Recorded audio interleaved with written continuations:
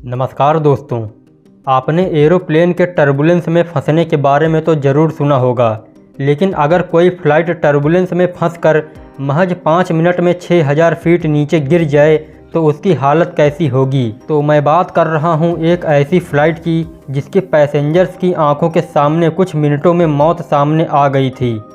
Turbulence ऐसा था कि लोग फ़्लाइट के अंदर गोते खाने लगे, छतों और दीवारों से टकराने लगे। उन्हें लगा कि अब प्लेन कभी भी क्रैश हो जाएगा। 200 से ज़्यादा यात्रियों वाली ये फ़्लाइट आखिरकार लैंड तो हो गई, मगर इसका हर यात्री मौत को छूकर टक से वापस लौट आया था। आइए जानते हैं शुरू से आखिर क्या हुआ था इस फ़्लाइट के साथ।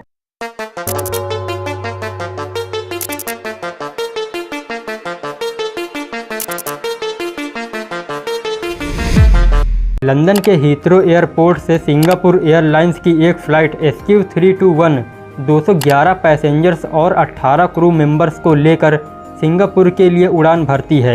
सफ़र शुरू होता है और तकरीबन 11 घंटे तक तमाम पैसेंजर्स इस आलीशान फ़्लाइट का मज़ा लेते हुए अपनी मंजिल की ओर बढ़ रहे होते हैं। शाम का वक्त था। हवाई जहाज़ की एयर होस्टेज लोगों को नाश्ता सर्व कर रही थी, लेकिन तभी फ़्लाइट के कैप्टन अचानक अपने पैसेंजर्स को एक टर्बुलेंस के बारे में बताते हुए उन्हें अपनी अपनी जगह पर शांति से बैठ जाने और सीट बेल्ट लगाने की सलाह देते हैं। लेकिन तभी मुश्किल से 10 सेकंड का वक्त गुजरता है कि प्लेन बीच आसमान में बुरी तरह लहराने लगता है।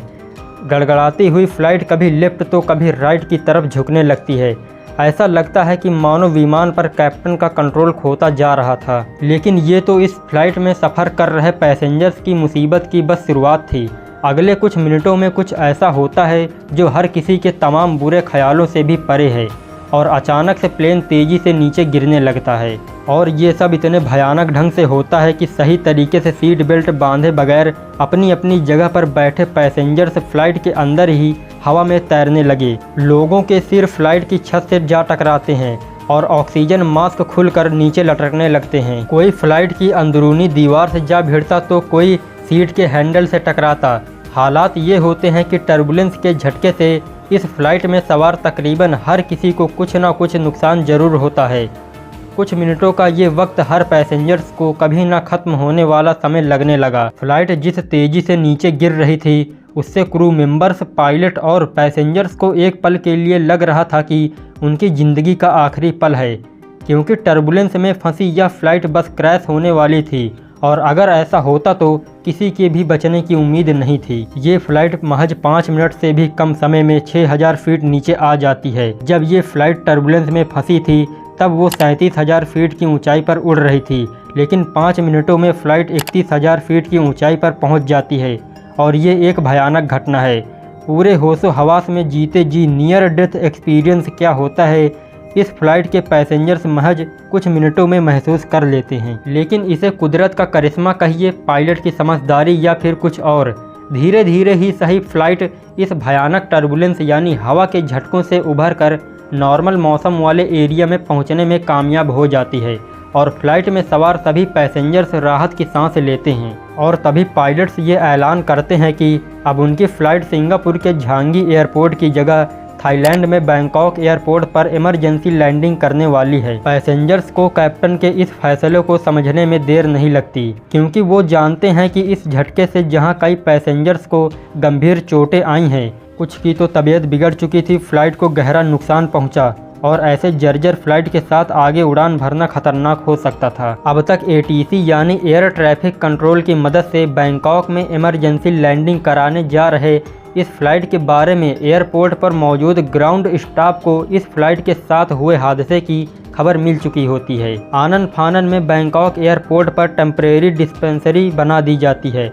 घायल और बीमार यात्रियों को अटेंड करने के लिए व्हील चेयर से लेकर स्ट्रेचर तक का इंतजाम कर लिया जाता है, और मेडिकल सामान के साथ डॉक्टर्स और पैरामेडिक्स के लोग नीचे तैनात होते हैं। उधर कैप्टन ने बेशक फ्लाइट के टर्बुलेंस से बाहर आने का ऐलान कर दिया हो, लेकिन अंदर पैसेंजर्स की धड़कनें अब भी बढ़ी हुई हैं, और वो हर हाल में जल्द से जल्द नीचे ज़मीन पर उतरना और खुद को सुरक्षित महसूस कराना चाहते थे। आखिरकार फ्लाइट एयरपोर्ट पर टच डाउन करने में कामयाब हो जाती है, और इसी के साथ फ्लाइट में सवार सभी के सभी लोग ऊपर वाले का शुक्रिया अदा करने लगते हैं।